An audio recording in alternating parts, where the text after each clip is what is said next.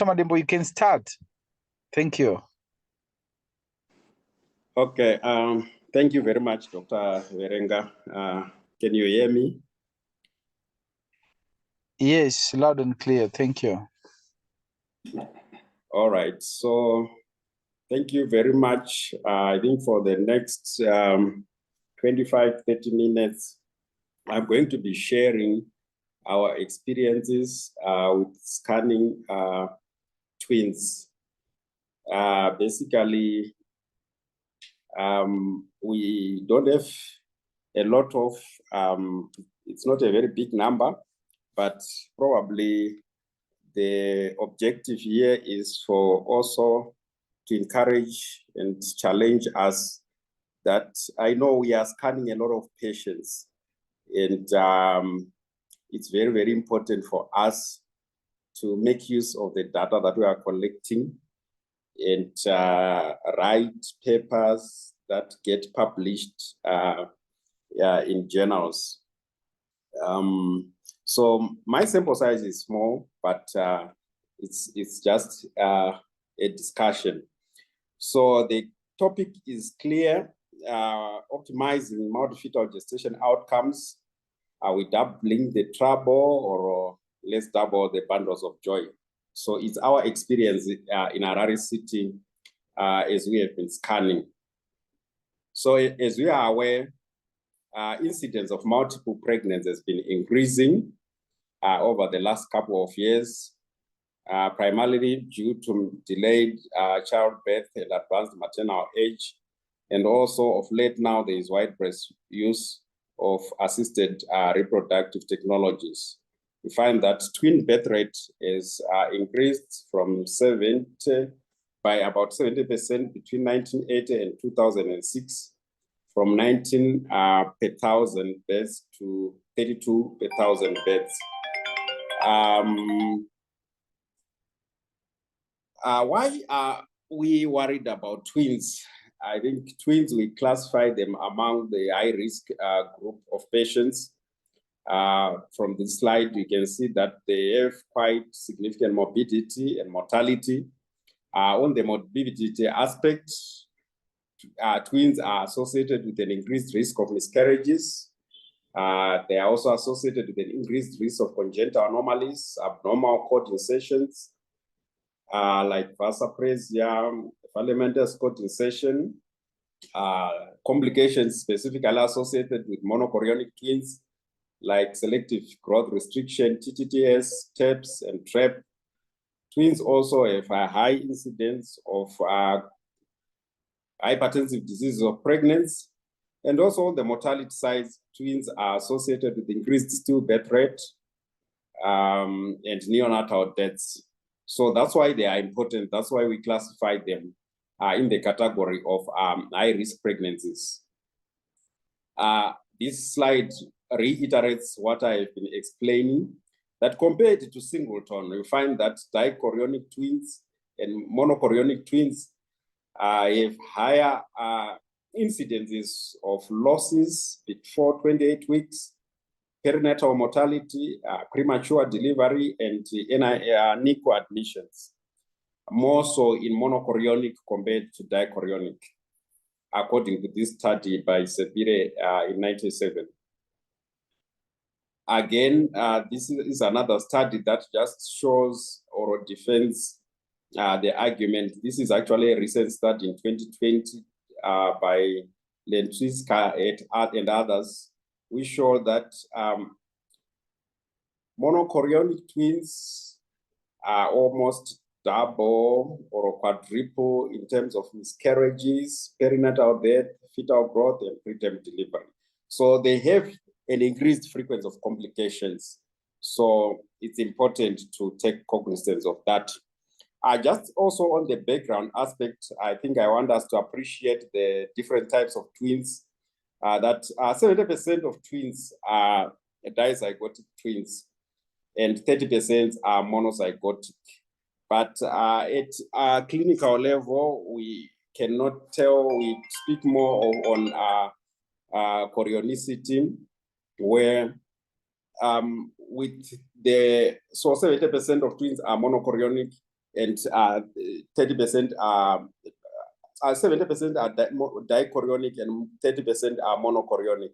And on the monochorionic aspect, it just depends on when the cleavage of the fused egg happens. If it happens within 3 days, so remember those 3 days, 3, 8, and 13. If it happens before 3 days, you end up having chorionic diamniotic.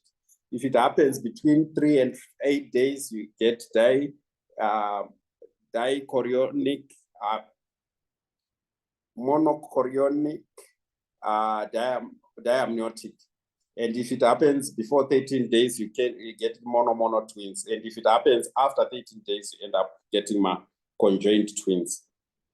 So it is against this background that for the few couple of years that we have been scanning, we did set out to describe pregnancy outcomes among women with twin pregnancies identified at City of Harare imaging sites, specifically to describe the demographic characteristics of these women, to characterize the chorionicity, to screen for fetal discordance at the time that we detect it, to screen for growth discordance, morphological discordance, and amniotic fluid discordance, and also to screen for pregnancy complications among women with multiple pregnancies, and also to describe the perinatal outcomes among the women who have multiple pregnancies.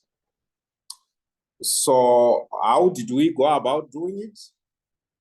We are scanning at our units. So we do real-time data capturing. This is done by the health workers, the health service providers, as the patients are scanned. If you were to describe or to give a name to the study design, I would describe this maybe as a prospective cohort statist. We are documenting the images that we are capturing, that both static and cine loops are being stored for the standard planes after scanning. And we also capture patient contact details for the purposes of follow-up, because we are interested in the outcomes. All the multiple pregnancies that we detect during scanning, we refer them to specialist fetal medicine clinics, either at Salem Gabe or Parrenyatwa. But we continue keeping contact with these clients so that we get the postnatal outcomes. So we do phone calls. We also communicate with them through WhatsApp. And in everything that we are doing, confidentiality is being assured and maintained. We are using the local protocols that were developed by Dr. Verenga and team. And also, one of our references also is the ISO guidelines, the latest ISO guidelines on the role of ultrasound in twin pregnancies. So basically, ways we are scanning the patients for dichorionic pregnancies, that's the protocol as described by the local protocols and also as described by ISO. The protocol on your left, that's for the dichorionic, and the protocol on the right, that's for the monochorionic pregnancies. And this is the data set that we have developed, where we do the data capturing for all the patients that we scan who happen to be multiple pregnancy.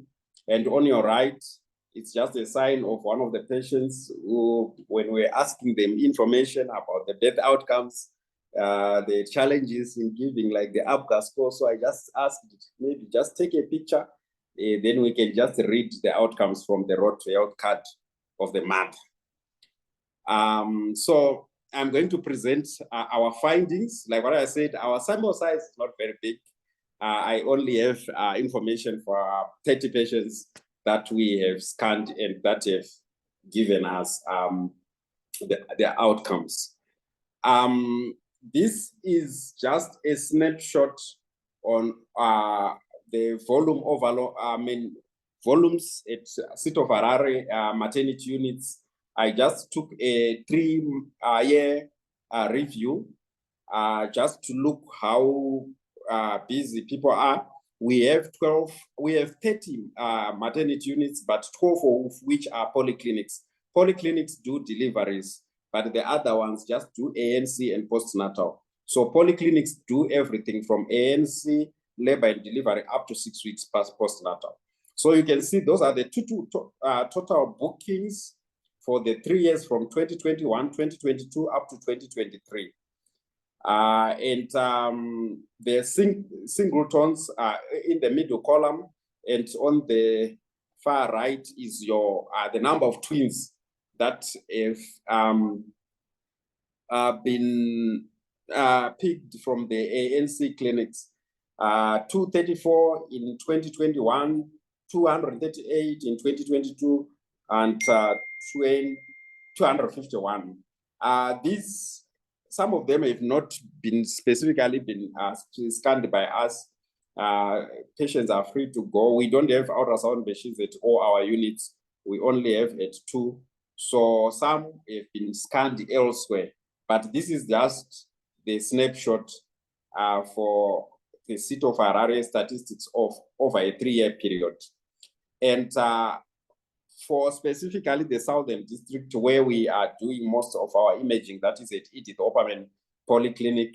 Again, that is the 3-year volumes on bookings, how many were multiples, and how many were singleton. But overall, you find that from the statistics, that this information is from our health information unit, the prevalence or incidence of multiple pregnancies is about 0.5%, both for the overall aggregate City of Harare data and for the Southern District. The Southern District, its catchment population in Zimbabwe, Waterfalls, Hopley, Sunningdale, and probably Hatfield. So, but their main polyclinic where they refer for deliveries is at Edith Opperman Polyclinic. So, like for the twins, you find that in 2021, they had 71, 2022, they had 61, and in 2023, they had 58 twins or multiples. So, for the 30 patients that we picked and scanned ourselves and followed up for the outcomes, I'm going to present the data. So, these are the demographic variables for the twin mothers. You find that their median age was 31 with a lower quartile of 27 and upper quartile of 36. Median parity was 2 and median gravidarum was 3. Majority, that is 69, almost 70% of the mothers had attained secondary education up to Form 4. And in terms, all of them had conceived naturally. None had conceived by assisted reproductive health technologies. And majority, their pregnancies were dated based on LMP and followed by second trimester head circumference. The median, unfortunately, if you note that the median age at diagnosis or the median age at detection that they had twins was 26 weeks gestation. So you can see it's an issue that we have women presenting late, and median age at detection that they had multiples is 26 weeks. And there was no much discrepancy between the ages given by the mother's LMP and the ultrasound findings. And the chorionicity, that is at the primary health center where we did the scan, for those 30 patients, we find that 28% were dichorionic. We could not determine chorionicity in 2 of the women. And I think one of the things is, this is something that is just came up in our minds of late, that I think one of the things that we want to do and to follow up when we follow up these mothers is to see if there's how the concordance in chorionicity between the findings at the primary health unit and the findings at the fetal medicine unit. We want to estimate the concordance in our findings over time. And these are some of the images as we were doing the scans showing the chorionicity, dichorionic pregnancies are in both images. In terms of fetal weight discordance, we did estimated fetal weight discordance at the diagnosis. That is the time that we saw the patient. Then also we noted the birth weight discordance at birth. So you find that actually in the numbers on the top column, those are the twin, that is twin 1, twin 2, twin 3, up to twin 30. So you find that twin 8, we noted that at scanning, we noted a 17.8 discordance. And at birth, the actually weight discordance at birth was 29.4. Same applies with twin 14. We picked it at scanning that she had, the estimated fetal weight discordance was 26.8. And at birth, it was 25. Otherwise, the rest of the twins, it was not very much eventful. I think patient number 18 also, that one was a triplet. It was not a twin. Right. Amniotic fluid discordance, there was no much, amniotic fluid discordance, except in one where we noted that there were polyhydramnias in both twins. It was moderate mild moderate polyhydramnias of 95 for both. And there was no anatomy or morphological discordances in all the 30 twins that we scanned.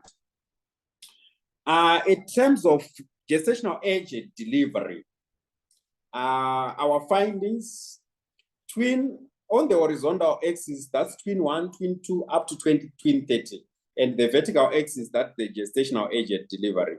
So the yellow line there demarcates what one would want to call preterm or,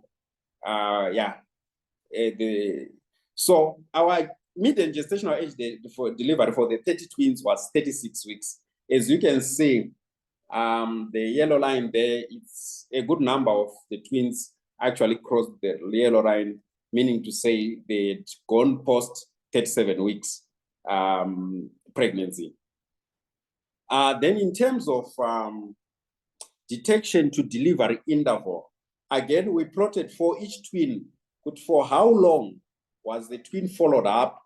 The red dot, it's when we detected, and soon after detection, we referred them to the fetal medicine unit, either Salimugabe or Parenyatwa, for the purposes of follow-up. You can see like twin 23, I think it the longest time for monitoring and surveillance, because this one, twin 23, we picked around 10 weeks. And the rest, you can see from the slide, the detection to delivery interval. Then in terms of mode of delivery, 52% of our twins were delivered by cesarean section, and 48% were delivered by normal vaginal deliveries. And for those delivered by cesarean section, the indications are as shown below: abnormal lie in 6, severe hypertensive disease of pregnancy in 3, PPROM in 2, and fetal distress in 2. And where did these women deliver? Majority delivered actually at Mbiananda Maternity Hospital, followed by Salimugabe. Then there were 2 who delivered. One delivered had decided to go to their rural home in Nyanga, but we still communicated with them over the phone, and they told us the better outcomes. And the other one, I think, delivered in Chitungbiza. Then one patient delivered in transit while she was in the ambulance going to hospital. Then in terms of the perinatal outcomes, like what I said, the median gestation age at delivery was 36 weeks, with a lower quartile of 34 and upper quartile of 37. And the ABGA scores for twin 1, the ones we had labeled as twin 1, the median ABGA 5-minute ABGA score was 8, and the median 5-minute ABGA score for twin 2 was 9, which shows actually good birth outcomes. And in terms of preterm delivery, extreme preterm delivery, that is delivery between 28, extreme less than 28 weeks, none of our twins was delivered less than 28 weeks, and 28 to 32 weeks, 2, which is 8%. Then between 32 to 36 plus 6, 16, and after 37 weeks, 7 of the twins were delivered after 37 weeks. Then what for those that had preterm delivery, it was iatrogenic in 8, and it was spontaneous in 11 of them. Then in terms of low birth weight, that is birth weight less than 2.5, 2,500 grams, it was present in almost 80%. And it's single in one twin in 30%, and in double in 70% of the twins. Then fetal death only happened in 1 of the set of twins. Otherwise, in 24, because in 24 of the set of twins, there was no fetal death, and neonatal death happened in 3, which is 12%, and in 80% there was no neonatal death, and it was double in 2 and single in 1. The average length of stay for those who were admitted in NNU, for NNU admissions happened only in 28%. Otherwise, there was no need for NNU admission in 72%. Otherwise, overall perinatal survival, you can see that in 21 out of the 25 who had delivered, I'm sure you can still reference from, if I'm to go, okay, in 21 out of the 25, there were 2 survivors, 1 survivor in 1 out of the 25, then the one who had triplets actually had all the 3 survived, and there was no survivor in 2. Pregnancy complication, this was 2 work in progress to be finished. Because in terms of monochorionic specific complications, we think it was in 1 of the twins who unfortunately had fetal deaths. Otherwise, I think probably it could be TTDS. We scanned the patient, referred her, but before she could be attended at Salem Gabe, because we had referred her to Salem Gabe, she then had started to bleed, and she stays in Beatrice, so she ended up going to Chitungwiza. I was referred to Chitungwiza Hospital. Ladies and gentlemen, from these findings of our small study, we think prenatal identification of multiple pregnancy is very important. It allows seamless triaging to chorionicity-specific care pathways, resulting in improving monitoring and surveillance and better maternal and perinatal outcomes, as evidenced from our study. Prenatal identification of high-risk pregnancies, including multiple pregnancies, also gives time for birth preparedness, complication readiness plan, decision of place of delivery, and if need be, multidisciplinary team involvement. However, from our data, you can see that the median age at detection that one had multiple pregnancy was 26 weeks, which results in missed opportunities for first trimester scanning, where you can do accurate dating, where you can also easily identify chorionicity and easy labeling of the twins, which results in optimized care. And because it's much easier to determine and to identify chorionicity in the first trimester, yes, I know I'm talking to fellows from the fetal medicine units. Yes, in scientific discussions, we don't recognize twins. There are no twins, but they are only monochorionic or dichorionic twins. So unless you define chorionicity, then the care becomes, so for us now to detect the chorionicity, it's much easier to detect chorionicity in the first trimester. And my argument here is when women present late, like they do, sometimes it may be difficult to correctly identify chorionicity. And accurate determination of chorionicity is mandatory in routine multiple pregnancy care. Some complications are unique for monochorionic placentation. And the chorionicity also determines method of screening, method of follow-up, monitoring, and intervention if need be.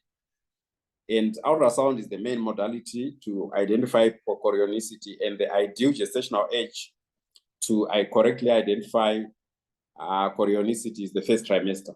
So with the late booking, sometimes it becomes a challenge.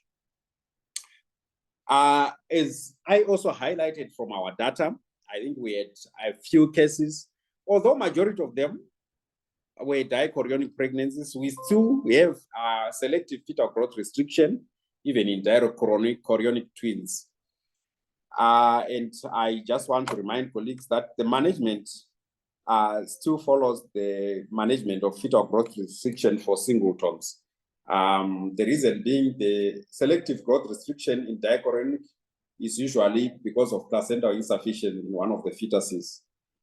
And growth pattern and prognosis of smaller twins usually follow the similar pattern of singletons. But the important difference is the presence of a co-twin who affects the decision to deliver. It's possible to continue pregnancy in the interest of the beta maturity of the normally growing co-twin if one twin has severe growth restriction or IUT, because the dichorionic twins, such an event will not be catastrophic to the co-twin, which can still gain some more time in utero for better neonatal outcomes. So I will not talk. So in conclusion, as I wind up, we think that prenatal identification of multiple pregnancies is fundamental in their risk stratification and also tailoring their antenatal care. And although twins have a lot of funny moments after birth, they also have a lot of complicated intrauterine journey than singletons. But our aim, even at primary health facility or primary health level, is to help parents carry their two healthy babies back home. Thank you. Over to you, Dr. Irenga. Thank you so much, Dr. Madembo. Great presentation and very insightful. Thank you so much, you and your team, for the wonderful work you guys are doing in the City Health Department. So yeah, we are truly grateful for this kind of work. I want to open the room for comments, questions. Those who do have comments, questions, if you want to post a chat, you can post a chat. If you want to speak, you can speak. But I think that's marvelous work that they are doing, which can only get better with your comments.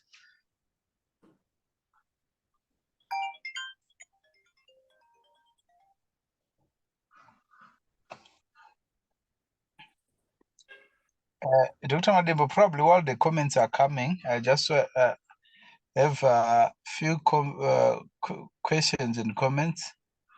In terms of chronicity, it appears like all your patients were DCDAs, dichronicity diamniotic, except the two you couldn't determine chronicity. Do you think maybe one, do you think there could have been an underdiagnosis of monochorionic, dichorionic twins in your cohort? What other methods did you try to employ to improve the detection of the chronicity in this case, including follow up of the of these patients, if they were referred to the fetal medicine unit, whether there was a concordance between the chronicity he had given them and the one that the fetal medicine units thought they had. So yeah, that's number one, because this kind of a data set where you have 30 women and all of them probably have the same chronicity, makes people wonder whether there was an underdiagnosis of a certain chronicity in the data set.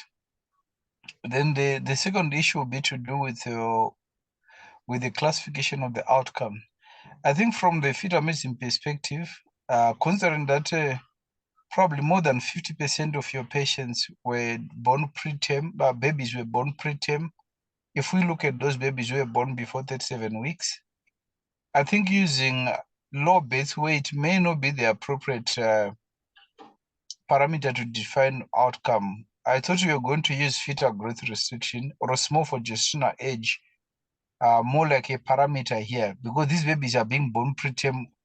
If you are 2 kilos at 30 weeks or 31 weeks, or even 32 weeks, yes, you are less than 2.5, but you are appropriately grown for your age, kind of. So I thought this is because one of the complications of twins is selective fetal growth restriction. So we wanted to know out of your data set how many babies were actually deprived of food, considering that some were taken out iatrogenically, some spontaneously. So the term low birth weight, while it is used so much by pediatricians, but it doesn't speak to some of the issues that we worry about, like food deprivation of babies. You want to know who is deprived, who is not. Yeah, so I think for now I'll stop there on the comment. Maybe if you would want to respond to some of the comments. Okay, in terms of the chronicity, yeah, like what I said, I think it's something that we just want to start doing. That is, I think I showed a slide. I'm just trying to, where I was saying we want to, this slide, we now want to recheck on the concordance of what our findings are and the findings at the fetal medicine units. So it's something that we were not doing before, but we now want to start to do it. But yeah, some of them we have had concordance, but probably we have only done that in less than 10, where we compare what the fetal medicine unit finds and what we have found. Some of them we are almost also sure of the chronicity, because sometimes we'll be looking in retrospect, both in retrospect and also during scanning, that maybe at scanning we also find different genders, and also in retrospect, even after birth, maybe it's a boy and girl. So we are sure that this way dichorionic. So yeah, I think that's my response to that one, with the issue to do with chorionicity. Yes, we may have underdiagnosed or missed some monochorionic twins, that we hope going forward, we are going to be also looking at the concordance of the findings at the clinic and the findings at the fetal medicine unit. Then on the outcomes, the issue of low birth weight, I think I take note of that. It's just that one of the challenges may be to get the full information from the client. It largely depends on the cooperation of the mother to maybe sometimes pay us a visit, because some of the information they are not able to read it from the reports. To say, according to the report, there was selective fetal growth restriction maybe identified as the pregnancy progressed at the fetal medicine centers. So, but I take note of that. It's important to look at those outcomes to do with the selective fetal growth restriction instead of talking about low birth weight. Thank you. Thank you. I think Dr. Ndagura wants to come in, but before she does, I wanted to recommend that maybe if chorionicity is determined after first trimester, it is important to list the criteria which one is employed to assign the chorionicity. When you are presenting the data such as Dr. Madembo is presented, for example, you can say this number of babies, it's two separate placentas, and also the different genders were used and so forth, so that the data becomes more and more authentic in terms of chronicity determination when people look at it. Dr. Ndagura, you can come in, please. Thank you. Okay. Morning, Dr. Berenga. Morning, colleagues. Morning. Okay, I wanted to add that for chronicity, I think it's also good to confirm the findings upon delivery, what the midwives or the surgeon noted upon delivery, if they confirmed that it was a monochorionic or a dichorionic pregnancy. I found that in most of the cases, it actually helps us to check the findings that we are documenting on ultrasound scan, if they are correct. Also, okay. You can go ahead, Dr. Levy. No, I'm not speaking. It's not coming from my side. Yes, okay. So most of the times, the midwives, they do document if they noted two placental masses or if there was one. And then the fact that our patients present mostly in the third trimester also makes it very difficult to diagnose the chronicity with certainty. But as you are saying, the gender and the other things can also help us to do that. I also wanted to say, I think I've forgotten the other point. It's okay. Thank you. Thank you so much. Very important points. The issue of midwives, Dr. Ndagura, determined chronicity. It only works if the placentas are not fused at the membranes, are not fused together. I've noted that the technique of examining the placenta, unfortunately, is not a technique which is well taught in midwifery, neither in obstetrics. People are not being taught how to examine the placenta for chorionicity. At some point, I think 2 years ago, we took an undertaking to examine the placentas with the midwives. I found out that they do not have knowledge. Once the placentas are fused, to them, it's like monochorionic. They don't know how to separate the membranes and how to say this placenta, after separating those membranes, to say this placenta is a dichorionic, this is a monochorionic placenta. So it's a technique that needs to be taught. Where the two placentas are fused in a dichorionic twin pregnancy. So yeah, it's something that has to be taught. Maybe we have to set out to do a bigger study of twins, so that as part of the protocol, we can train people who examine twins how to separate those membranes to confirm the chronicity after birth. But it's a very important technique, because we really need to know the chronicity and whether it is true that is reported in the literature that they are a third of the twins in our setup or not, because we need this data as well. Yeah, but very important. Any other comments from the floor, guys? Yes, Dr. Verenga. Okay, so that was my other comment. I wanted to say to Dr. Madembo that whenever we have a cohort of 30, 50, 100 patients, we also need to check if the numbers of the monochorionic and dichorionic twins are in keeping with what is documented in literature. To say 2/3 for dichorionic and 1/3 for monochorionic. I think it's also important for us to do that. Unfortunately, in their cohort, there were no monochorionic twins, or they were underdiagnosed. I'm not sure. And then the last comment was on it's not really coming out clearly what you are saying about the classification of the birth weight for those who are born preterm? I'm not really picking what you're trying to advise, Dr. Madembo. So what we were saying is there's a term called low birth weight, which the pediatricians use a lot, whereby they say if the baby is born below 2.5 kgs, is low birth weight. But the problem with this term is that it hides pathologically abnormal babies.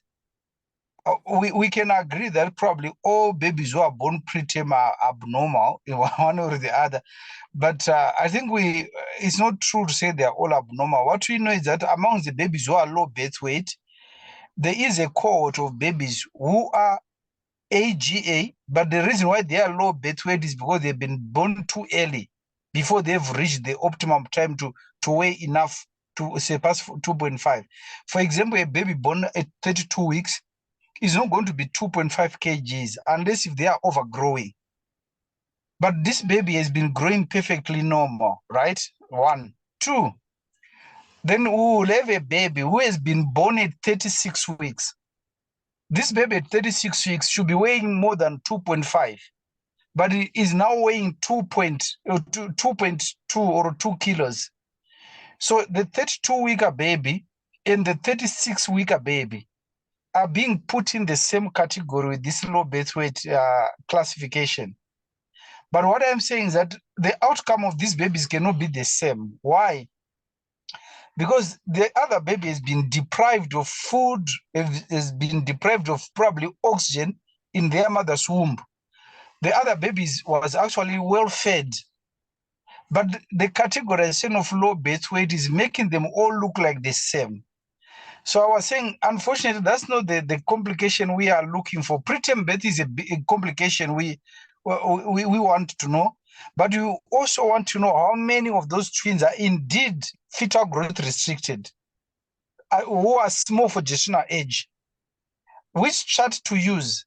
The chart to use once they are born, you can still decide to use the prenatal chart, but there's also the WHO chart, which can be where these babies can be plotted, and we can determine whether they were low birth weight or not, or whether they were small for gestational age or not, instead of just using 2.5 and say, look, they weigh less than 2.5, they're low birth weight.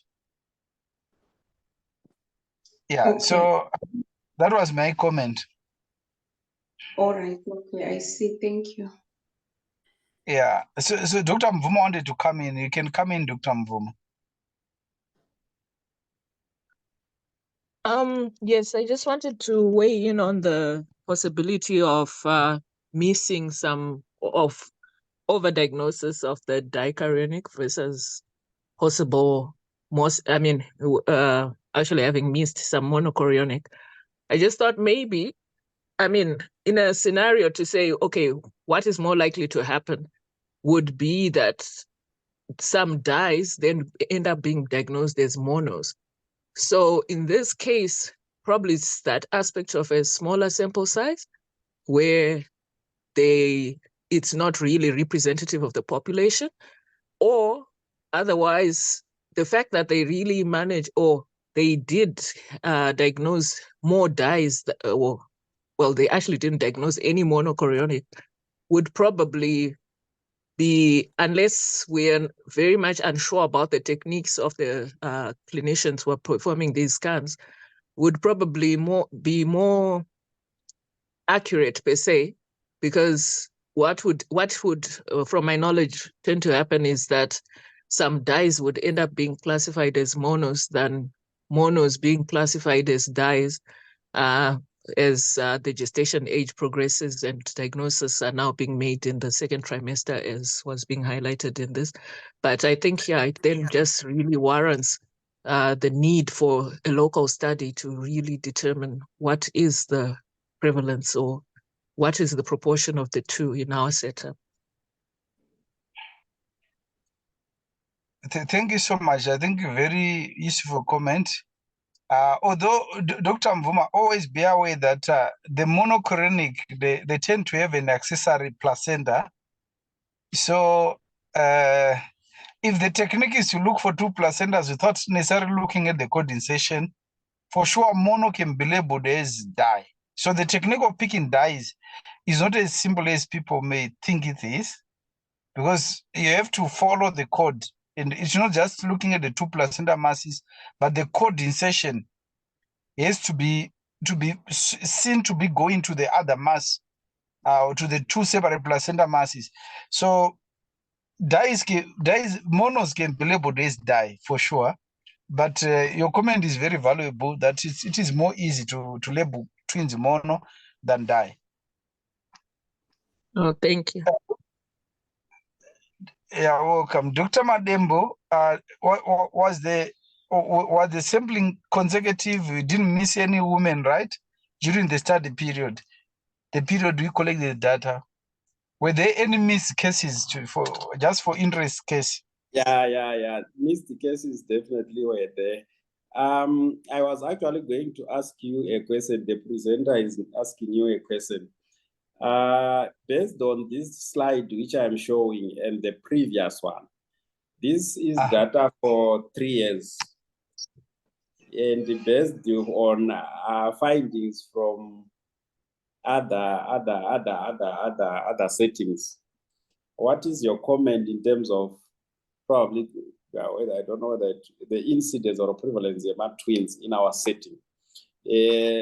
You can see that, like in 2021, we had 39,907 bookings. 2022, we had 46,146 bookings. This is for all City of Harare maternity units. And 2023, we had 43,000. And the twins are those numbers, 234, 238, and 251, which gives an average of around 0.5%. And this is data from our health information unit. I know Harare is a wide array of other maternity service providers, like the private, vibrant private sector.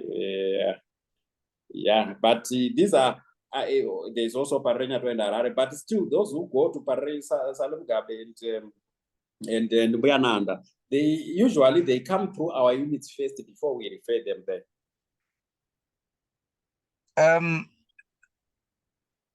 My comments, I know Dr. Ndagura and team and also Dr. Risha, they see the twins, but I think I will agree with data more or less to say in our population, the incidence of twins is probably 1% or slightly under it. It's not as high as reported in the literature here. I saw even from some national statistics data that the figure hovers around 1% or slightly under. So twins may not be as common as it is reported in other countries. We know that twins vary geographically. I think in Nigeria, that's where we have the highest incidence of twins in Africa. But in our country, I think we should be hovering around less than 1% of all the pregnancies. So I agree with your data, to be honest. Even the private sector cohort, of course, we don't see everyone, but the data from fetal clinic also is more or similar incidents. Yeah, but the data from FMU also, if we look at the individual pregnancies without double counting, it hovers around the same there. Yeah, so twins are not 2 or 3% of our pregnant population here. Okay.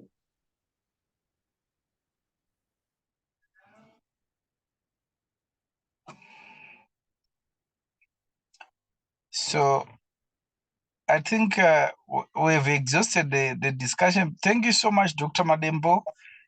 Very interesting presentation. Good work you are doing. I think we need to keep on increasing the data size and probably taking into consideration some of the comments to improve the data. But this is very good data we are gathering, and I think our twins team, I think have been inspired to emulate what Dr. Madembo is doing with the twins, because we need this data for twins. so that we can see what's going on with the twins we are looking after, and also so that we share with other colleagues on how best to approach the challenges that will come out of the data. We want to encourage you to present your work you are doing, because it will help us others learn, and it will also help you to improve yourself by presenting. So please, if you want to present, just let us know so that you can present and share your experience with others. Otherwise, thank you so much, and enjoy your weekend.